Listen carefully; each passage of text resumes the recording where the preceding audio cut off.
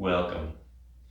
The yin postures in this yoga sequence will include Ragdoll Pose, which is a standing forward fold, and then both sides of the hip opener, Sleeping Swan, both sides of Cattail Pose, and then finally Saddle Pose. Useful props might be some wall space for Ragdoll Pose, but also maybe for legs up the wall pose at the end of practice for a resting pose. If you have a yoga bolster, that might prove to be handy during Saddle Pose. It can also be handy during Sleeping Swan.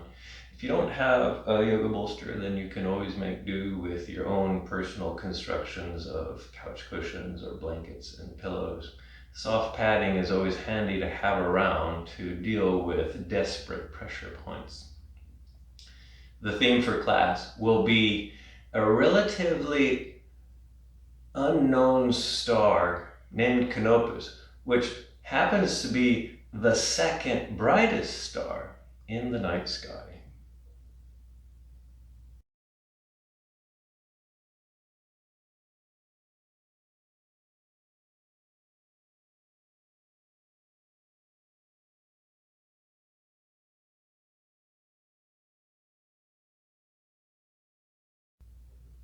This practice starts by taking some time to find some ground, find your inner ground, find your breath, finding a comfortable way to sit. So this beginning of most practices start in what's called easy pose, and I like to take that literally in that it should feel easy. So if you're trying to sit in an arbitrary, contrived way that's bringing about a lot of desperation and suffering and pain, then that's not easy pose, whatever form it might be. And it might be that cross-legged is too desperate of a posture. So give yourself permission to sit some other way. And then from there, then give yourself permission to arrive into the present moment, arrive into your practice, set some intentions and dedication as to why you're doing this, and to revisit those dedications and intentions whenever you need to during class to help re-motivate yourself. This is the time, and to become more aware of the present time, a good anchor is the breath. This is why so many yoga practices start off with a little bit of breath work. Although today, just idea is to just sit here and to notice and to feel the conditions of the present moment, and to maybe cultivate a bit of acceptance and allowance for them. And again, if your mind kind of wanders off to the future or to the past, you bring it back to the present moment, and one of the easier ways to do that is to get in touch with this rhythmic cycling of your inhales and your exhales. So for just the next few breaths, maybe let go of what has happened so far today, let go of any expectations that you have for the rest of the day. Allow your face, your jaw, your eyes, and your brain to be a little bit softer and more accommodating. Draw your attention down towards your heart, towards your lungs, towards your rib cage, and notice that ever-present cycle of life going on through your torso, the inhales and the exhales. Maybe notice the peace, the dynamic peace that exists there. So just one more breath here. And then from here, a few slightly young warm-up exercises before we get into the lying-held yin postures. So make your way slowly onto hands and knees. And always give yourself permission to put extra padding underneath your knees if you find this to be fairly stressful on delicate knee joints here. this should feel stable in table pose. Your spine is in a nice neutral position. And then we'll do a few cats and cows. Let's start with cat here. So flex and round your spine up towards the ceiling. Tuck your head and your chin, tuck your tailbone. Tell you it's time to start feeling resistance. Your kind of shoulder blades are moving away from each other to kind of elongate your arms and push your hands into the floor here. And then bring yourself slowly into a nice cow pose, this gentle back bend. This is maybe the nicest of all back extensions here. So your belly is kind of sinking here. Your inner thighs are slightly toning to kind of help tilt your tailbone up towards the ceiling. Your sternum is kind of gluing forward here into cow pose. And then begin to cycle, so move back slowly into cat pose. And then down into cow pose. And to continue this at your own pace. So if you need to go faster than this between cat and cow, then please do. If you need to go slower in cat and cow, please do. And if you feel like this exercise is augmented with your breath being in sync with cat and cow, then go ahead and create a synchronization. Maybe you inhale on cat, exhale in cow, or maybe the opposite. Okay, maybe you exhale into cat and inhale into cow. Just one more cycle here.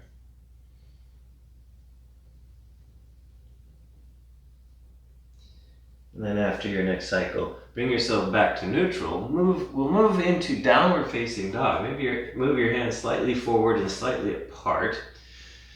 Spread your fingers, not at the extreme ends, but so that you can really push down through the whole bottoms of your fingers in your hands here. Tuck your toes under, and then begin to strengthen through your arms, through your shoulders. Lift your knees up and press your hips up towards the ceiling. Use your hands and your arms to press your torso back to get more weight into the legs here. And then just take a few breaths here in downward facing dog. If you want to, you can pedal your feet a little bit here, or you can just stay nice and still. Just one more breath here in downward facing dog. And then we're moving into our first yin posture, which is Ragdoll Pose. So what you can do from downward facing dog is you can slowly walk your hands back until you come to standing. And then from standing, feet are comfortable width apart, toes can point wherever they need to so that you can create the maximum stabilization in your legs and the most rootedness in your feet here. Legs can be as straight or bent as they need to be. And then the point to Ragdoll is a forward fold. You're trying to relax your torso. I call this a yin-yang posture because in a standing Ragdoll pose, your feet and your legs, your lower body, the muscles have to tone to keep your balance and to keep you from falling over here. But you're trying to relax the upper torso in a rounded spine here. And this is where the yin is. It's a kind of a yin posture for the upper body. Your hands can dangle, or you can clasp your elbows. You can kind of wobble your head around and wobble your shoulders and your arms around for a while and then come to stillness here. If the balance is just too challenging in this pose, then this is where a little bit of wall space can be useful. So you back yourself up against the wall. You'll have to experiment with how far you want your feet from the wall and how much your knees are bent here so that you can rest your backside up against the wall here. And then you can really just concentrate on allowing your upper body to round and relax. And you don't have to worry about falling over because you're kind of leaning into the wall here. Now, if Ragdoll, you want to do a forward fold and that standing Ragdoll is just just not working for you for whatever reason. Another alternative is Caterpillar Pose, which is just the seated forward fold here. And if you have a lot of stiffness and strain in your legs and backside of your torso, feel free to sit up on however much padding you need, and feel free, your legs are extended, but the knees can be soft and bent if they need to be. and then you just fold forward, round your spine here, and you can stuff extra props underneath your torso if you need that extra support here. And just stay here. This is nice if Ragdoll Pose is just too disorienting here. Otherwise, we'll stay here for a couple more minutes in our Ragdoll Pose. Whatever version you have chosen here. So the principles of Yin, the three basic principles are: find your edge, first principle. That is, find your shape, find your stopping point, find those places where you're feeling a little bit of resistance and pressure. Not pain, not injury, just pressure here. And then second principle is stay for a while. This is the principle of stillness. Stillness doesn't mean you're frozen or rigid. So you can constantly monitoring your feelings and your sensations, and you can adjust your edge. If things are getting too intense, too desperate, too painful, you back out or you come out or find a modification that works for you.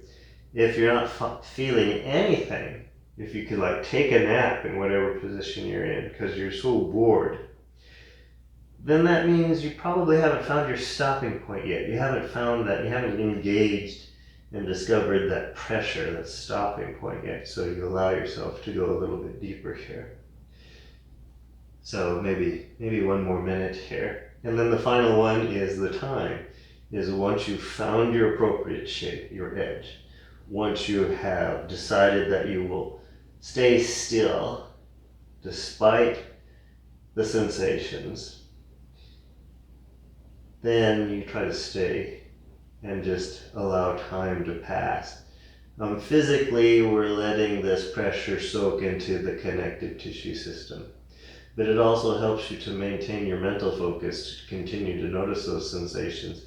Therefore, that's a type of meditation. So it really is kind of a mini meditation session, each one of these yin postures here.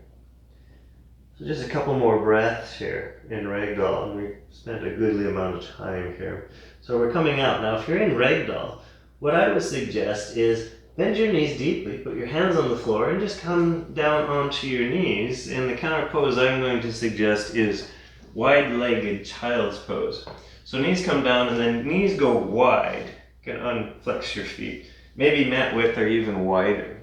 And then very slowly lower your torso, let it sink in between your thighs so that your spine is, relatively speaking, still neutral. And again, this is the counter pose here. So you can just stay here for a few breaths. If this doesn't feel comfortable, then do something else to work out the kinks and the reverberations from Ragdoll Pose here. So I'll do one more breath here in wide-legged child's pose, or the pose I like to call Warrior 4. And then slowly come up onto hands and knees. Bring yourself to all fours. And then the next yin posture is the first side of Sleeping Swan. So bring your right foot up in between your hands and inch the left knee back. Come into this low lunge here. And then from here, walk the right foot over to the left side. And the right knee starts to lower and your hips start to lower here in Sleeping Swan. You're noticing the sensations the whole time. At some point things stop, and if they're too high up off the ground and too desperate here, this is where you take a prop like the bolster and place the bolster underneath the hip and maybe the front thigh to create a little bit of a platform, so that to help with the intensity, so that it feels stable here. Otherwise, if your hip makes it all the way onto the floor, then you probably don't need a prop here. If your knee is feeling achy, bring this heel in closer to the hip. Can't really see my heel, and I can bring it in closer to my head, and maybe that helps bring extra sensation out of the knee. Incidentally, if you want more sensation in the hip, you can bring the heel forward if you're someone who's really flexible here. So this is the beginning of Sleeping Swan. You can keep your spine upright. This is called Swan. Or you slowly lower and notice how the sensations change here. Maybe you come down onto forearms or you make it all the way to the ground, and you can put all kinds of padding under your torso here as you marinate in this posture. We'll stay here for maybe a little over 3 minutes or so. If Sleeping Swan is not your posture, there's just no way you can construct this posture for your own body, then come into Eye of the Needle. And Eye of the Needle is a posture where you make your way onto your back. Bend your knees, feet on the floor initially, and then raise the right leg, put the right ankle on the left thigh. Right knee is bent and out wide here. Start here, and if this creates sensation in your hips, this is enough. But if you want some more, then you draw the left leg in. You can clasp behind the left thigh, or if it's okay with your left knee, you can clasp in front of your left shin here. And you can just draw things in as far until they stop or until you're feeling enough of what you like. So this is always a good go-to modification. This is Sleeping Swan is also known as Pigeon Pose, and this is often called Reclined Pigeon. So settle in to your version of Sleeping Swan.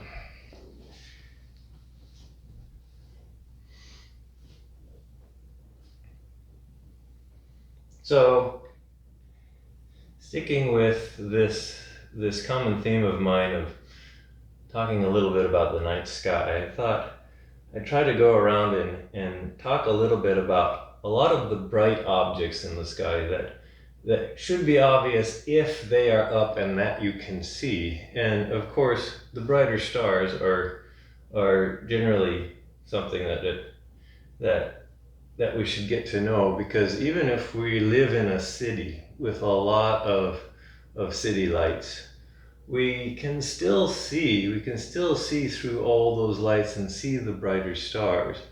Now, it depends on where we live what bright stars we can see. And one of the lesser known stars to humans in general, because most of the human population lives in northern latitudes in the northern hemisphere on Earth, is the star Canopus. So the star Canopus is indeed the second brightest star in the night sky. Only Sirius, the star Sirius, is actually brighter than Canopus.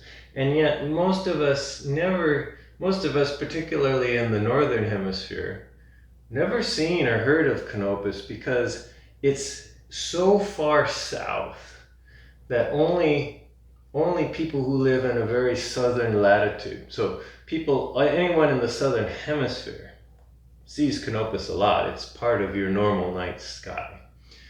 But for anybody in northern climates, only people who live in the southern latitudes of the northern hemisphere have a chance to catch a glimpse of this bright star. Because of that, there's not a lot of stories. There's not a lot of history, northern history or northern story. We have to look to the south. And I'll get to those later. We'll have to look to the southern hemisphere here, and I'll get to those in a bit here. Right now, we spent plenty of time in Sleeping Swan, so it's time to come out. You can use your hands and your arms to slowly push your torso up first. Maybe come into a gentle back bend of Swan. And then slowly make your way the rest of the way out. I'm going to suggest maybe downward facing dog if you can practice that posture. So come back to downward facing dog for a moment. Let your legs lengthen, particularly the leg that was tucked underneath your torso here.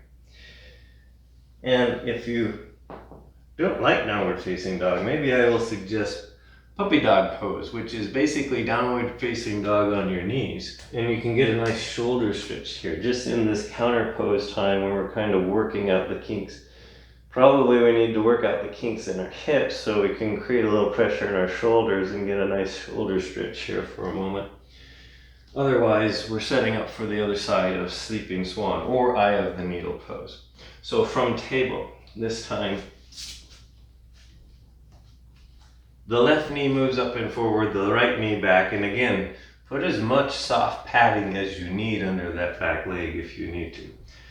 Left foot starts to move over to the right or opposite side of the mat. Slowly lower the left knee and your hips towards the floor. And if you need to adjust this ankle to accommodate this knee joint, please do.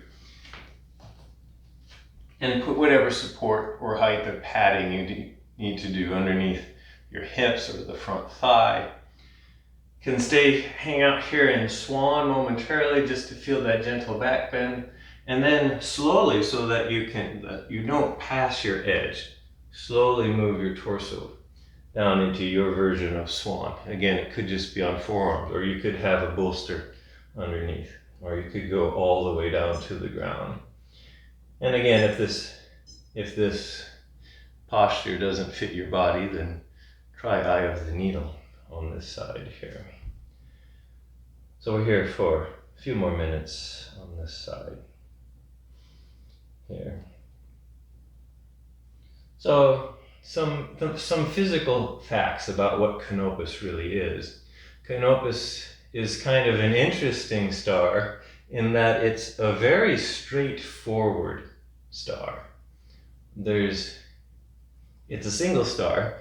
Interestingly enough, maybe an interesting fact about the stars we see in the night sky are actually parts of multiple star systems. It's actually more common that stars are together in either a binary system or a multiple star system than they are hanging out all by themselves.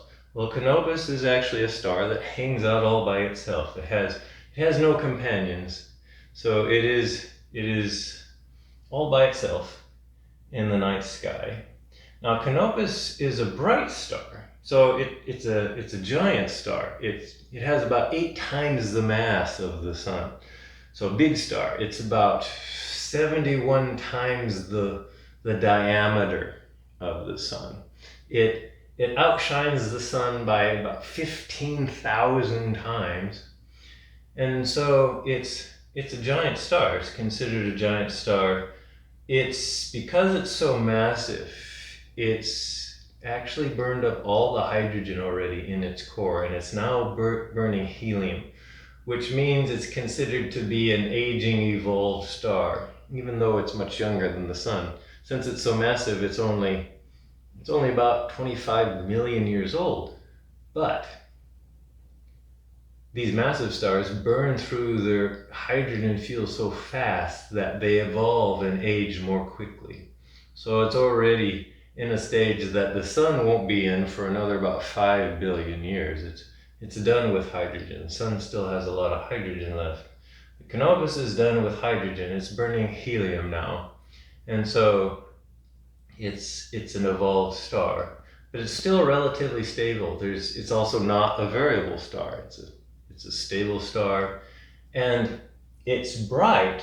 The reason why it's bright is because it's big and so bright. I always like to oversimplify the argument of why stars are bright by either they're bright because they're big or they're bright because they're close.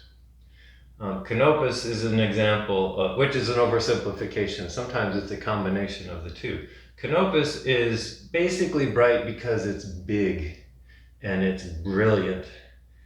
It's relatively far away. It's 310 light years away, which is no longer really in our current neighborhood. So a couple of other examples of what's bright and what's far. Canopus is in the same, it's below the area of the sky. It's next to Sirius. It's close to Sirius, but much farther south. And Sirius is in the same part of the sky as Orion.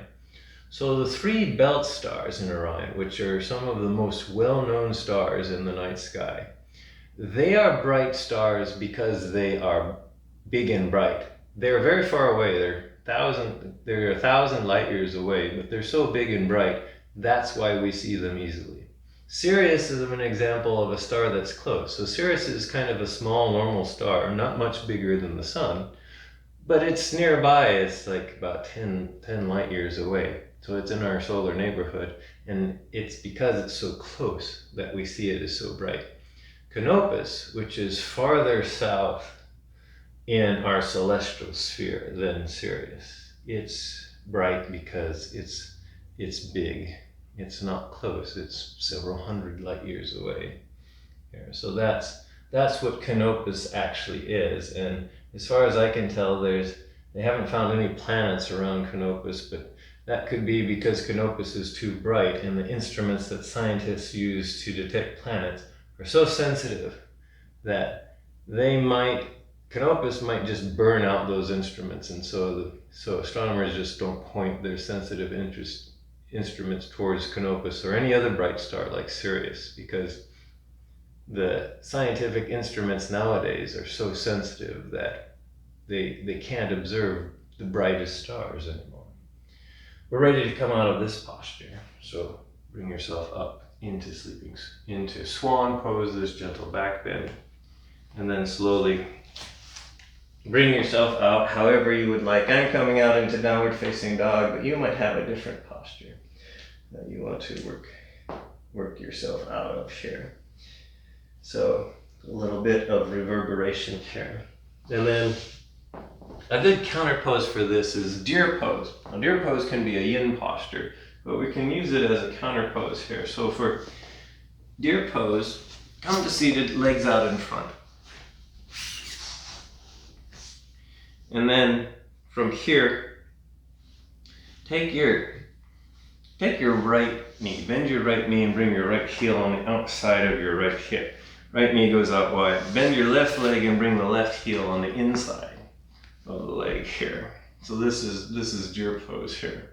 And then very slowly begin to twist over to the left side here. Just however much you need to.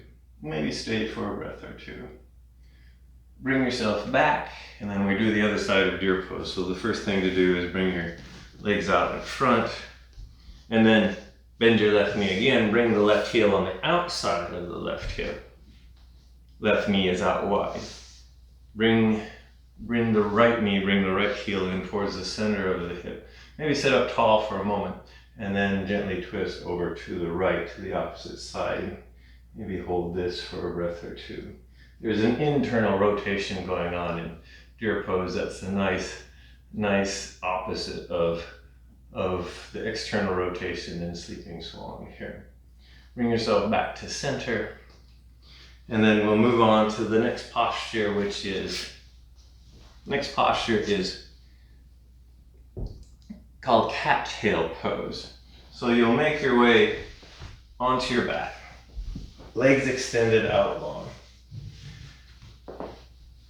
And then raise your left leg up towards the ceiling. So extended leg as far as it goes, however far it goes for you.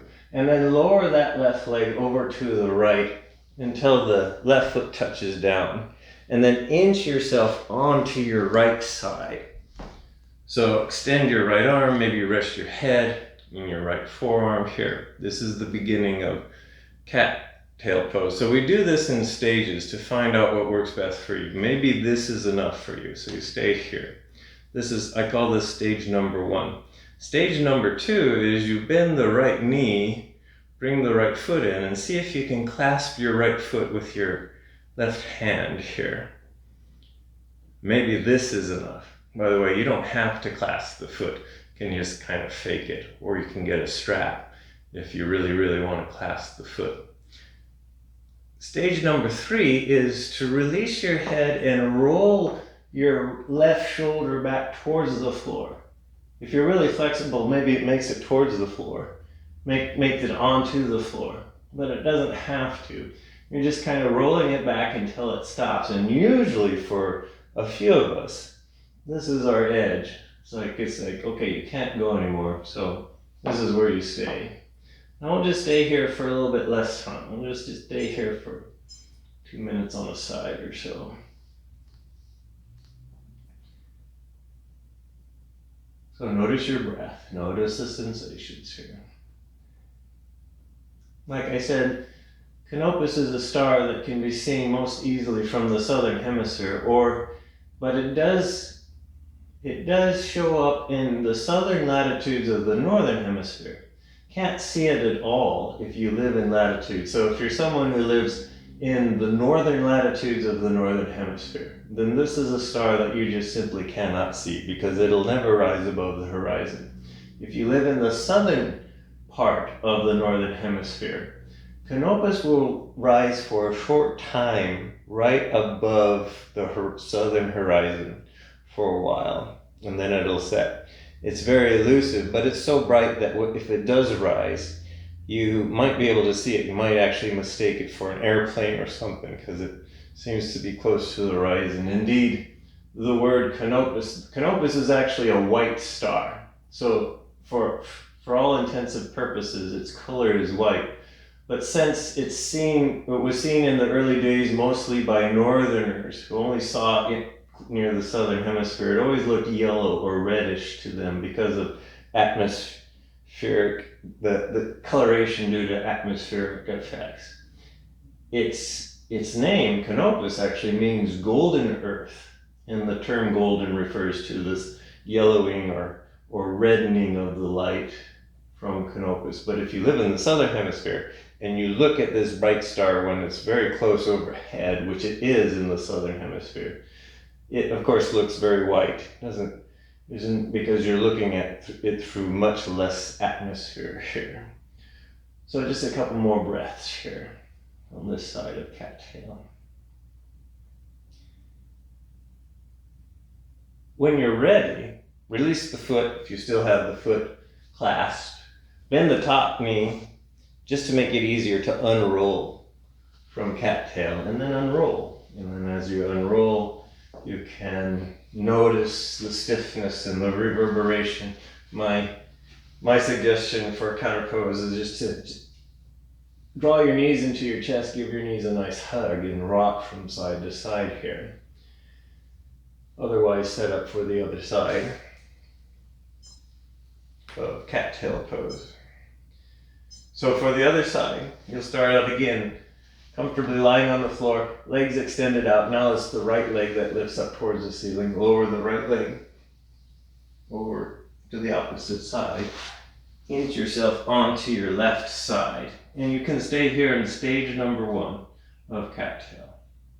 Stage number 2, bend your left knee, reach back with your right hand. See if you can find that left foot.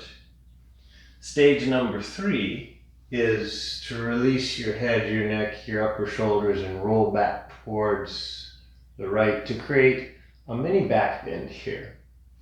And then stay here for a while. Since northerners can't really see Carina, then it's very much a southern hemisphere star, and we need to go to the south to find stories about it.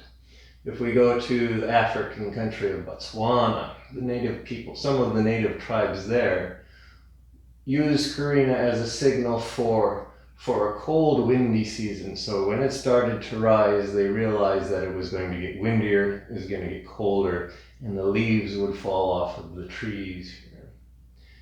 In some of the Aboriginal tribes in Australia, they saw Carina as, the stories they made up about Carina was they saw Sirius as a queen, and they saw the Pleiades as her attendants, and Canopus was a star that they saw, that they thought was the lover of the queen, because again, Canopus, if you see it from the southern hemisphere, is in the same, it's not far from Sirius. If Sirius is up, Canopus is probably there too. That's one way you can actually spot Canopus in the northern hemisphere if you're in southern latitudes, is when Sirius culminates along the southern horizon, you look down from Sirius and maybe you can catch a glimpse of Canopus as it pops up above the horizon here. But in northern cultures, in a traditional Greek culture, there wasn't many stories. Canopus is actually named for a Greek hero in Greek mythology. Canopus was the pilot of the ship that carried Menelaus home from the Trojan War. That's where the star gets its name. It's also named for a port city in Egypt. Now, Egypt is far enough south that you can actually see Canopus in it. And in fact, there are several temples in Egypt that are aligned to the star Canopus. But again, one of the only stories that comes out of Greek mythology is that story of its namesake here. So just one more breath on this side, and then go ahead and release the leg. And you can go ahead and gently roll back onto your back and give yourself permission to work out some kinks here, just for a moment. And then we can think about and set up for the last intense yin posture, which is saddle pose. Now, saddle pose is not for everybody. So if you know saddle pose doesn't work for you, then the suggestion, the modification will be Sphinx. So if you love Sphinx pose, you can go right into Sphinx. Otherwise, I'll demonstrate Sphinx, but first I'll demonstrate saddle pose. This is where some height might be a little bit useful for most of us. So if you're lucky enough to have a yoga bolster, then maybe place the yoga bolster behind you. For saddle, you'll sit back on or in between your heels. Knees can be together, knees can be apart. Knees can kind of wander wherever they want to go as long as they're not in pain. And then from here, I'm going to sit in between my heels for this demonstration, but you can sit on your heels, knees can be wide. I end up sitting in between my heels, knees are together, but that's just my personal expression of the posture. Your expression can be very different here. This is the beginning of saddle. The second stage is to slowly lower your torso back. You're doing this slowly because you're paying attention to the sensations that are building here, and you're not going past your edge here. So you might just end up sitting back on your arms like I'm doing here. Maybe you make it down onto your forearms. Maybe you make it down onto a bolster. It feels nicer if the bolster is up against the back side of your torso. Notice my knees popped up off of the floor. This is okay as long as there's no pain in the knees. They can wander wherever they want to go as long as there's no pain. But if it creates desperation or pain in the knees, then you might want to place padding underneath the knees here. And if you're flexible enough, maybe you don't even need this bolster. You can go all the way down onto the floor here. So this is saddle, and we'll spend a little bit longer here. So a little bit more than 3 minutes this in saddle pose. Again, this might be too intense on the knees, the ankles, or maybe even the low back here. So if that's the case, then I highly recommend Sphinx pose instead. So for Sphinx pose, you'll just make your way onto your belly, legs comfortably extended out behind you, and then bring your elbows underneath your shoulders, shoulder width apart. Maybe adjust the elbows so that you can just bone stack. Your humerus bone is supporting the weight, your upper arm bone here. And then you can allow your spine to set up a light compression in your mid to low spine. And if it's too intense, you adjust your Sphinx posture. If it's not intense enough, maybe you can come up into seal pose here. So a good alternative. Otherwise, if saddle is something that fits your being here, and we'll come back to saddle here and spend the remaining couple of minutes here in this pose. Saddle is an intense posture for most of us modern Westerners because it's a direct counter pose to sitting in a chair all day long. So if we have office jobs or if we drive a lot, then it's no mystery why this posture is so intense. And so you can let it be intense, don't let it be painful or injurious here. So a minute and a half in this posture here. Yeah, check in with your sensations, check in with your breath. Give yourself permission to come out early if you need to. Give yourself permission to stay longer if you want to. So Canopus is the brightest star in the constellation Carina. Now carina means keel, and it was the keel of a giant ship. So a little bit of history of the constellations here. The northern constellations are named after characters and figures from ancient Greek mythology. And the northern people didn't have constellations for the southern sky because they couldn't see the southern sky. The first northern people that saw the southern sky were sailors, and to them, everything that was important to them had to do with sailing. So when they sailed far south into the southern hemisphere and started making up constellations, which they did because they needed the stars for navigational aids. One of the constellations they made up was this gigantic constellation known as Argo Navis, which was a giant ship. Is actually from Greek mythology. It's the ships that the Argonauts sailed. And that was the name of the ship Argo. Well, later on, it was determined that that was too big of a constellation. So they broke it up into smaller constellations. They broke the ship up into the sail, the ship itself, which is called called carina, which is, and then the poop deck of the ship. And so Canopus is the brightest star in the main body of the ship. A lot of people call Canopus the rudder. It's roughly located where the rudder of the ship would be, the keel of the ship there. And because, again, this was other constellations in the southern sky are named after apparati and tools that navigators and ocean-going seafarers used in their daily life. Here. So one more breath here. I've had maybe enough of saddle pose. So when you're ready to come up of saddle pose, maybe start to tone through the front of your torso.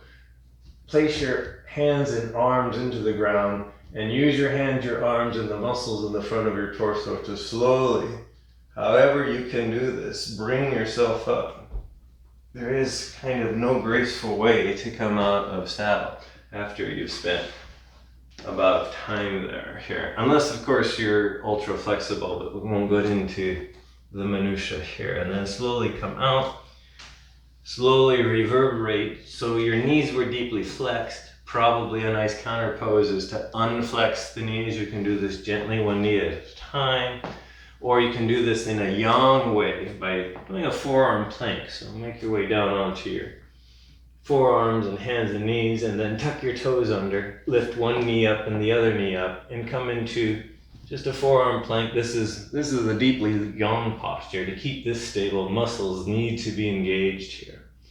Maybe one more breath, and then kind of release out here. And then from here, that's the end of the yin sequence. So just one final posture, some sort of resting posture to end the practice. And I'm going to suggest legs up the wall pose, although you can choose, if you have a restorative posture in your handbag of postures that you prefer. Maybe that one is more appropriate. But I'll demonstrate legs up the wall, and I'll use some padding. So I'll use this bolster, although you don't necessarily need a bolster, but sometimes soft padding is nice for legs up the wall. The hardest part of legs up the wall is getting into legs up the wall. Sometimes it takes a few tries, but you'll sit next to the wall, maybe even on the padding here a little bit, sideways like this. And then you'll roll your legs up and your torso down. And this is why sometimes it doesn't work. You gotta try a couple times until you get your legs up the wall here. This is also known as Waterfall Pose here. And then make the rest of you as comfortable as possible. You can have a pillow underneath your head. You can have extra blankets or clothing under your torso and on top of your torso here. Some people maybe like to have a strap around their legs to kind of keep their legs together here. Arms are far enough away from your torso so they're comfortable here. And then once you've kind of got yourself set up, then the point to these restorative postures is to now just stay and relax. This is a yin posture in and of itself. There's not many inversions in yin postures, but we did 2 of them in this practice. We started off with Ragdoll, which technically is an inversion. And I'm ending this practice in legs up the wall here. I like this because the metaphor of this is I'm inverting, I'm ending the practice sort of quote unquote upside down. And I've contemplated and reflected upon a star that's a deeply southern star. It's not part of the repertoire of bright stars for peoples in the upper north hemisphere, but it is a mainstay for the peoples and the navigators of the southern hemisphere of South America. In fact, it's a star that's prominent in the flag of Brazil, has Canopus in it. And there's stories about it from Africa, from Australia, all the areas where Canopus is not a star that just appears briefly above the horizon, but one that rises high into the night sky. You can maybe visualize it, this bright white star, as you begin to notice the peacefulness of your breath, the pressure points between your body and the floor, the softness in your jaw, the releasing of tension in your face, the eye sockets. Soften your shoulder blades, each arm, your right hand, your left hand.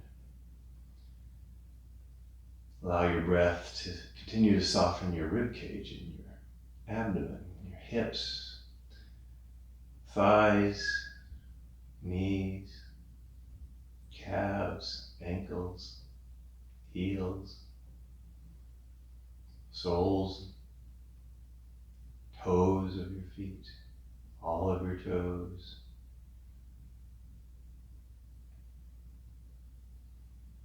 So Canopus is a star. A star is a form of energy. Living beings like us, we're different kinds of energy. We can feel that energy in our breath.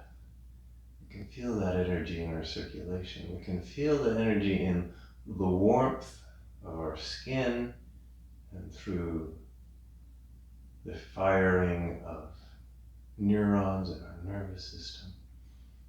It all comes together in a way where we're really paying attention. We can feel that energy. I often call it a light tingling sensation. Very external areas of our body, maybe you can feel it in your fingertips. Really pay attention, you might be able to even feel it in the tips of your toes.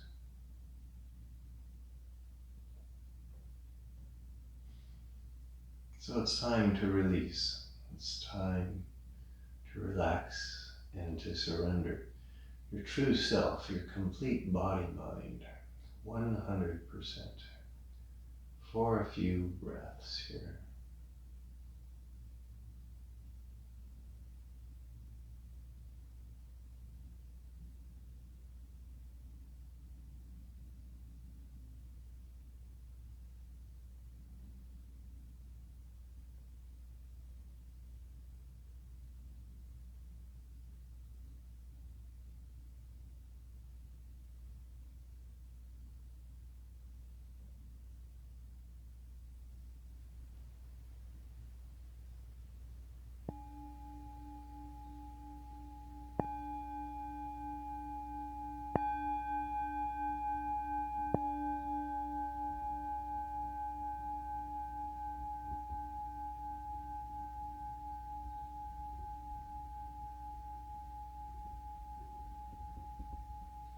At some point, begin to gently bring yourself back deepen your breath to make little motions with toes, fingers.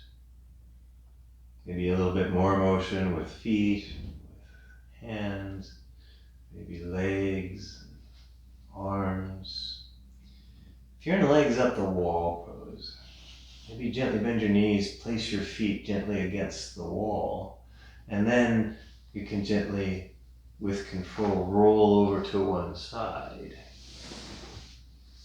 Maybe do this if you were in traditional Shavasana pose. When you're on your side, stay there for a moment. While you're there, revisit your intention. Cultivate a deep sense of gratitude for your practice, and also a deep sense of gratitude for you, your unique embodiment in this universe. The universe is ecstatically joyful that you are here.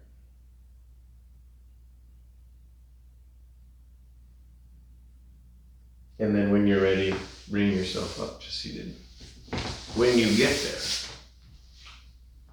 find easy seat. Find something that you can. Feel rooted. Rediscover your inner ground. And then bring your hands together in front of your heart. I will end practice with an Om.